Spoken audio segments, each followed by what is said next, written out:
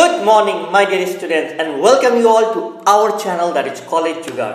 Sir पिछले video में ना अपने फर्स्ट प्रिंसिपल रिलेटेड 3-4 क्वेश्चंस किए थे. सर अपने को क्या डेरिवेटिव निकालते समय हमेशा फर्स्ट प्रिंसिपल से ही करना होता है? नहीं बच्चों, जरूरी नहीं है.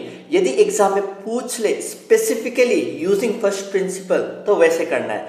नहीं तो अपने को जो डेरिवेटिव जो निकालते हैं ना, we can do it using formulas also. ठीक है, तो अपने को कुछ फॉर्मूलाज है, वो फॉर्मूलाज भी फर्स्ट प्रिंसिपल से ही आते हैं, लेकिन अपने को क्या वो फॉर्मूलाज लर्न कर लेंगे, उस फॉर्मूलाज के बेसिस में अपने सारे डेरिवेटिव्स निकालेंगे.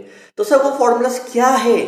तो डोंट वरी बच्चों, वो सारी चीजों को इसी वीडियो में डिस्कस करेंगे, फॉर्मूलाज को, एंड अपने कुछ क्वेश्चंस भी करने वाले हैं using the formulas. And chain rule कैसे अप्लाई किया जाता है और क्या होता है उसको भी इसी वीडियो में डिस्कस करेंगे. तो लेट्स स्टार्ट. तो देखो बच्चों, यहाँ पर आपको ना कुछ फॉर्मूलेस दिख रहे हैं, और ये सारे फॉर्मूलेस कहाँ से आते हैं? ये आते भी है फर्स्ट प्रिंसिपल से ही आए हैं, लेकिन आपको ना ये डिराइवेशन का दरकार नहीं है. आप ये फॉर्मूलास लर्न कर ले तो आपका जो डिफरेंशिएशन है वो हो जाएगा. ठीक है, ये समझ में आया? Okay, so let us see the formulas. अपने पास trigonometric differentiation is not in our business mathematics syllabus, तो काफी हल्का हो जाता है. ठीक है, सो ddx ऑफ कांस्टेंट, किसी भी एक 4, 5,000, 1 लाख, किसी भी एक नंबर का यदि आप डिफरेंशिएशन निकालें कांस्टेंट वैल्यू का, उसका 0 होता है. Next ddx of x to the power n क्या होता है? n x to the power n minus 1. ddx of log x रहे तो उसको अपने लिखेंगे 1/x. ddx ऑफ e to the power x सबसे इजी वाला है, e to the power x का ddx e to the power x ही होता है. Next ddx of a to the power x, इसका होता है a to the power x log a. ddx of constant into the कोई function दिया रहता है, कांस्टेंट को बाहर निकाल के आप उसका फिर ddx ऑफ फंक्शंस कर सकते हैं. ठीक है, सॉर्ट ऑफ रूल्स हो जाते हैं ये सब. नेक्स्ट, यदि आपको ddx of u into v मतलब दो फंक्शन दे दिया जाए, ठीक है, दो फंक्शन दे दिया जाए इन अ प्रोडक्ट फॉर्मेट, इन अ क्या फॉर्मेट? प्रोडक्ट फॉर्मेट दे दिया जाए, तब आप क्या कर सकते हैं? आप ये वाला फॉर्मूला यूज कर सकते हैं, u into the ddx of v plus v into the ddx of u. Next, यदि आपको क्वेश्चन फॉर्मेट में दे दे, देन आप क्या कीजिएगा? सो नीचे वाला that is v into the ddx of u, ऊपर वाला माइनस ऊपर वाला इंटू द ddx ऑफ नीचे वाला डिवाइडेड बाय नीचे वाला का स्क्वायर. सर आप ये हिंदी में क्यों बोल रहे? देखो जब हम बच्चे थे ना, तो मेरे को एक टीचर ने ऐसे नीचे ऊपर वाला करके याद करवा दिया, तो मेरे दिमाग में ऐसे बैठा हुआ है. ठीक है, कैसे? नीचे वाला इंटू द ddx ऑफ ऊपर वाला माइनस ऊपर वाला इंटू द ddx ऑफ नीचे वाला डिवाइडेड बाय नीचे वाला का स्क्वायर. ठीक है, तो ये अपने, और क्या होता है ना, अपने जो चीज रटे रहते हैं, जो कर लेते हैं ना, रिफ्लेक्स एक्शन रहता है, वैसे ही आते रहता है. तो डोंट वरी, आपको जैसे ठीक लगे आप वैसे लर्न कर लो, लेकिन ये चाहिए होता है. हाँ, यदि आपको प्लस माइनस फॉर्मेट में यदि कुछ फंक्शंस दिए रहे और ddx निकालना पड़े, तो आप ये जो ddx है ना, for each and every functions आप सेग्रीगेट कर सकते हैं.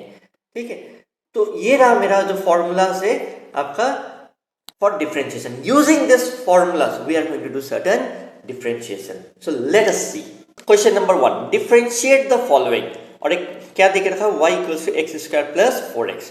तो differentiating both the sides with respect to x. अच्छा, ये लिखना बहुत जरूरी है, क्योंकि बाद में हम लोग देखेंगे विथ रेस्पेक्ट टू किसी और चीज से भी हो सकता है. ठीक है, तो यहाँ पर फिलहाल हम लोग विथ रेस्पेक्ट टू x कर रहे हैं, तो ये लिखना जरूरी है. आप शॉर्ट में लिख लीजिए ऐसे करके, लेकिन लिखिएगा जरूर. तो क्या हो जाएगा? ddx of y, differentiation of y is equals to ddx of, हम कुछ ना पहले एकदम स्टेप्स दिखा के कर दे रहे हैं ताकि आपको दिक्कत ना हो, और dy by dx is equals to ddx. अब इसको आपको मालूम है ना, इसको आप क्या कर सकते हैं? सेग्रीगेट कर सकते हैं. हम लोगों ने पिछला फॉर्मूला में देखा था, x square plus ddx of 4x. एकदम स्टेप वाइज दिखा रहे हैं, कोई दरकार नहीं है, नहीं तो ये एक लाइन में हो जाता है. तो ddx of x square plus, अब आपको मालूम है ना, थोड़ी देर पहले एक फॉर्मूला किया था, ये जो कांस्टेंट उसका बाहर लिख सकते हैं, तो ठीक है ना. So 4 into the ddx of x.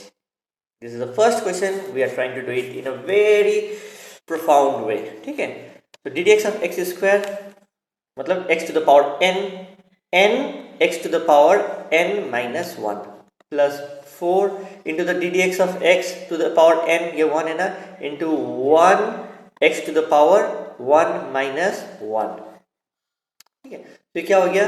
2x to the power 2 minus 1 1. So ये हो गया आपका 2x plus 4 into x to the power 1 minus 1 0, anything to the power 0 is 1, 1 into 1 is 1, ये हो गया आपका 4। सो आपका आंसर आ गया 2x प्लस 4। काफी बच्चों को लग रहा है सर ये तो एक लाइन का था, देखो जो पहली बार कर रहा है उसको ये स्टेप समझना जरूरी है।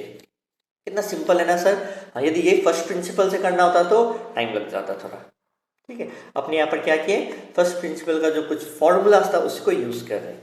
सेम चीज यहाँ पर भी करते हैं sir, differentiating both the sides with respect to x। ठीक है, तो क्या हो जाएगा, d d x of y is equals to d d x of 3x to the power 5 minus 5x cube plus 110 plus log x, ये जो दिया हुआ है इसका हम लोगों को क्या करना है, डी डी एक्स करना है। तो आपको क्या समझ में आ गया सर, यहाँ पर dy बाई जो dx है वो इसका आप सेग्रीगेट कर सकते हैं ना। हाँ सर कर सकते हैं, अभी थोड़ी देर पहले हम लोगों ने समझा था, ये रूल है। और 3 तो कांस्टेंट, इसको हम लोग बाहर ही लिखते थे, थोड़ा स्टेप जंप कर दिया, माइनस फिर इधर 5 फिर d d x of x cube plus d d x of 110 plus d d x of log x minus d d x of e to the power x। देखते हैं किस चीज को फॉर्मूला याद है। ठीक है, तो ये हो जाएगा आपका 3 d d x of x to the power 5 मतलब x to the power n is nothing but n x to the power n minus 1, 5 minus 1 क्या हो जाता है 4। ठीक है, minus 5 d d x of x cube क्या हो जाएगा 3x 3 माइनस 1 2। ठीक है, बाद में देखेंगे हम लोग ये सब चीज को तो चुटकी में करेंगे एकदम। ठीक है, d d x of constant value जितना भी रहे कोई दिक्कत नहीं है, ये क्या होने वाला है 0। Okay sir, d d x of log x sir अभी थोड़ी देर पहले ही किया था 1 by x. Okay sir, minus d d x of e to the power x, ये तो सबसे इजी फॉर्मूला है, d d x of e to the power x that is e to the power x. Done. हम यहाँ पर क्या कर सकते हैं, 3 5 15 x to the power 4 minus 15 x square plus 0 को लिखने का दरकार नहीं है, divided by 1 by x minus e to the power x। Sir ये हो गया आंसर, क्योंकि इससे ज़्यादा तो हमको कुछ दिख नहीं रहा है, सिंप्लीफाई हो पाना। ठीक है, सो आपको ये समझ में आया, very good, simple formula use किया एंड देन कर लिया। समझ रहे ना, ये क्वेश्चन नंबर बी को यदि मेरे को फर्स्ट प्रिंसिपल से करना होता बैंड बच जाता पूरा एकदम। ठीक है, अब चलते हैं क्वेश्चन नंबर 2 देखते हैं। सर क्वेश्चन नंबर 2 में यहाँ पर आप क्या बोलना चाह रहे हैं, सर चेन रूल सिखाना चाह रहे हैं क्या? हाँ देखो, chain rule is very important in differentiation. तो चेन रूल मतलब क्या, कभी भी आपको फंक्शन के अंदर एक फंक्शन दिया जाए, फंक्शन के अंदर फंक्शन दिया जाए, तब आप क्या कर सकते हैं ना, डिफरेंशिएशन में आप चेन रूल यूज कर सकते हैं। तो चेन रूल ये क्या होता है, हम बताएंगे कैसे किया जाता है। मतलब एक फंक्शन के अंदर फंक्शन दिया हुआ हो तो कैसे करेंगे। सर आप बोलना क्या चाह रहे हैं, फंक्शन के अंदर फंक्शन, मान लो एक लॉगरिथमिक फंक्शन हुआ log x, लेकिन ये x के बदले में हम यदि ऐसे लिख दे log 2x square plus 3x plus 5, सो ये क्या हो गया log, ये तो लॉगरिथमिक फंक्शन हुआ ही, लेकिन लॉगरिथम के अंदर ये जो फंक्शन दिया हुआ है क्या देके रखा हुआ है, ये आपका क्वाड्रेटिक फंक्शन देके रखा हुआ है। Are you getting it, polynomial function देके रखा हुआ है। तो इसको क्या बोलते हैं, लॉगरिथम फंक्शन के अंदर में क्या है आपका क्वाड्रेटिक फंक्शन देके रखा है, कोई पॉलिनोमियल फंक्शन, एक्सपोनेंशियल फंक्शन, कुछ भी दिया जा सकता है। ट्रिगोनोमेट्रिक फंक्शन तो देगा नहीं, आप तो बच गए। ठीक है, तो अपने यहाँ पर समझते सर आप क्या बोलना चाह रहे हैं। सो इस क्वेश्चन में आप देखिएगा ना, यहाँ पर क्या है y equals to 2x plus 3 का स्क्वायर। यदि 2x प्लस 3 को यदि हम एक वेरिएबल मानते तो ये क्या होता है, x स्क्वायर होता। ठीक है, x स्क्वायर क्या है, एक क्या है क्वाड्रेटिक फंक्शन है, लेकिन क्वाड्रेटिक फंक्शन के अंदर ये x का वैल्यू डायरेक्टली नहीं देके क्या देके रखा हुआ है आपको, 2x प्लस 3 में देके रखा है। 2x प्लस 3 क्या है, एक लीनियर फंक्शन है। ठीक है, तो क्वाड्रेटिक फंक्शन के अंदर आपको क्या दे दिया, एक लीनियर फंक्शन, फंक्शन के अंदर फंक्शन दे दिया। इसमें आपको आप क्या कर सकते हैं, चेन रूल यूज कर सकते हैं, आप डायरेक्टली फॉर्मूला नहीं यूज कर सकते। ठीक है, तो लेट अस सी, आप जो बोलना चाह रहे हैं आप थोड़ा सा करके दिखाओ तो शायद और समझ में आए। ठीक है, let's see, differentiating both the side with respect to x। ठीक है, अब यहाँ पर जब मैंने किया both the side with respect to x, तो क्या हो जाएगा मेरा यहाँ पर dy बाई dx आ गया, equals to, sir x to the power n होता ना तो हम फॉर्मूला लगा सकते थे n x to the power n minus 1, लेकिन यहाँ पर वो नहीं हो पाएगा। अब क्या करें सर, तो एक बार के लिए नहीं, इस चीज को आप x मान लो, वेरिएबल मान लो, एक फंक्शन मान लो, एक x। ठीक है, यदि आप x मानते हो इसको तो क्या हो जाएगा, तो x to the power n, इसका मतलब हो जाएगा 2x plus 3 to the power n minus 1, that is 2 minus 1। और आपने जिसको भी x माना है, चेन रूल ये बताता है, आपने जिसको भी x माना है आप फिर उसका डिफ्रेंशिएशन कर लो। ठीक है sir, d d x of, तो मैंने तो 2x प्लस 3 को क्या माना था, एक वेरिएबल माना था। ठीक है, हो गया। तो ये क्या हो जाएगा आपका 2x प्लस 3, 2 माइनस 1 होता है तो कोई लिखने का दरकार नहीं है। तो D d x of 2x plus 3, d d x of 2x आपका हो जाता है 2 and d d x of 3 क्या हो जाता है 0। ठीक हो गया। इसको आप लिख सकते हैं 2 to the 4, 4 to the 8, 8x plus 2 to the 4, 4 3 the 12। आपको याद है मैंने जानबूझ के ये क्वेश्चन देके रखा हुआ, क्यों? सेम क्वेश्चन को हम लोगों ने कैसे किया हुआ है, फर्स्ट प्रिंसिपल से भी किया हुआ, देखा होगा आपने कितना लंबा हो गया था। ठीक है, एंड इसी को अपने यहाँ पर क्या करें, चेन रूल लगा के भी कर लिए। सर ये चेन रूल थोड़ा सा समझ में नहीं आया, थोड़ा कुछ और तरीका है क्या? बुक में तो कुछ अलग अलग भी देखा गया था। ठीक है, हम दूसरा अल्टरनेटिवली इसको कैसे करते हैं वो समझाते हैं। ये मैंने जो बोला ना 2x प्लस 3 को हम x मान रहे हैं, तो इसको मैंने माना है। ठीक है, अब मान के मैंने क्या किया, आंसर निकाला। अब इसी को यदि मैंने जो माना है, जो दिमाग में सोचा, उसको यदि हमको लिख के करना पड़े तो क्या होगा। So let 2x plus 3 is equals to t मान लो इसको। तो इसका मतलब क्या हो गया, ये y is equals to t square हो गया। Getting it? अब क्या करेंगे, differentiating both the side with respect to t करना पड़ेगा, क्योंकि आपका यहाँ पर वेरिएबल क्या चेंज हो गया, t में चेंज हो गया। मैंने t मान लिया, आप z भी मान सकते, कोई दिक्कत नहीं है। तो क्या हो जाएगा, ये आपका dy by d T is equals to 2 times the t, 2 minus 1 that is 1। so मतलब ये क्या आ गया, 2t आ गया। धीरे धीरे समझा रहे हैं, समझो, इसके बाद हम इस जल्दी जल्दी करेंगे। मेरा 30-35 क्वेश्चन करने का टारगेट है डिफरेंशिएशन का। ठीक है सर, निकालना तो डी बाई डी एक्स था, आपने निकाल दिया d by d t. Oh my God, ये तो सच बोला, तो ये तो नहीं होगा। अब क्या करेंगे, काश यदि हम इसको ना d y by d t को, यदि हम dt को हटा दें ऐसे करके dt बाई डी एक्स लिखें, तो ये dt हट गया, dy बाई डी एक्स बच जाएगा।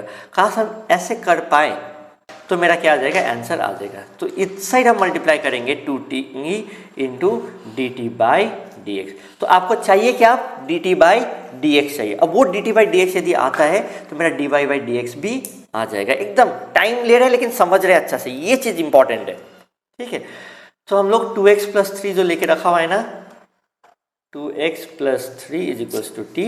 सो यहाँ पर दोनों साइड डिफ्रेंशिएट करो, differentiating both the side with respect to x। तो क्या हो जाएगा, 2 is equals to d t by d x. Differentiation of 2x हो जाएगा 2 एंड डिफ्रेंशिएशन ऑफ 3 हो जाता है 0, और इस साइड आ गया आपका D t by d x. इसका मतलब sir D t by d x हम क्या लिख सकते हैं, 2 लिख सकते हैं।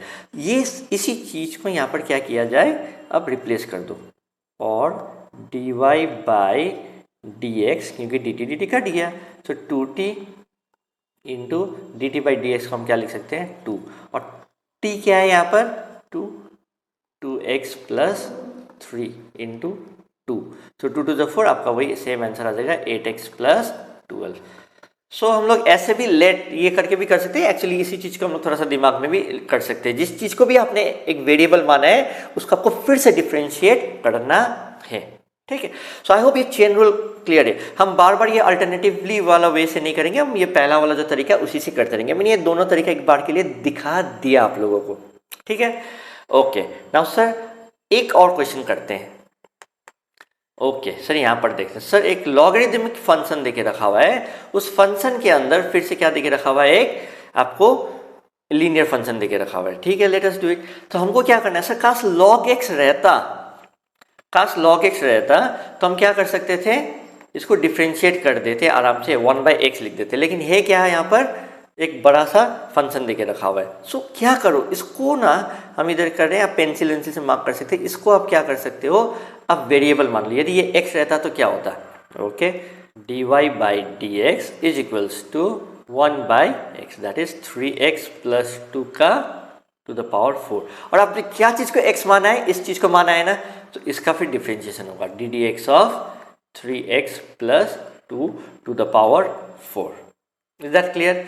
अब फिर यहाँ पर क्या हो जाएगा, ये तो ऐसे रहेगा 1 divided by 3x plus 2 to the power 4, तो डी डी एक्स ऑफ ये। अब फिर इसको आपको क्या करना है, क्या मानिएगा, फिर इसको आप वेरिएबल मान लीजिए, आप इसको क्या कीजिए, x मान लीजिए। तो क्या हो जाएगा, d d x of x to the power 4 क्या हो जाएगा, इधर 4 3x plus 2 to the power 4 minus 1 that is 3। फिर आपने इसको x माना है ना, तो ठीक है sir, d d x of 3x plus 2। सो इसी दिख रहा है आपको, चेन की तरह जाते जा रहे हैं, इसलिए इसको चेन रूल बोला जाता है। सो हो गया सर, अब इसको सिंप्लीफाई करो। So 4 3x plus 2 to cube divided by 3x plus 2 to the power 4, d d x of 3x ये हो जाएगा आपका 3, क्योंकि D d x of 3x का होता है 3, डी डी एक्स ऑफ 2 होता है 0। सर ये कैंसल और ये कैंसल इंडिसेस से, ठीक है, एंड देन आपका 4 3 12 डिवाइडेड बाई 3x प्लस 2 हो गया answer. Is that clear? So simple chain rule से कितना आसान तरीका से मेरा डिफरेंशिएशन निकल जाता है। एक और question sir, and this will be the last question to understand our chain rule.